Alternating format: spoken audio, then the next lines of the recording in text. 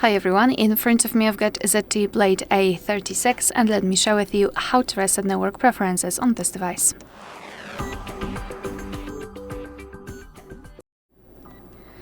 So let's start with opening the settings, and here, let me go back. Here we have to scroll all the way down to find system.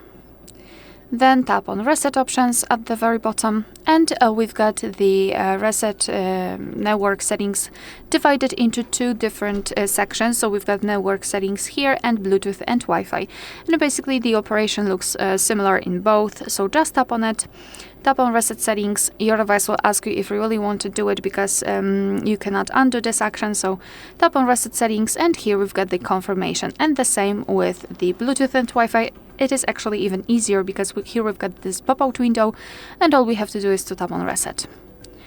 Alright, so that will be all. Thank you so much for watching. Please hit the subscribe button and leave the thumbs up.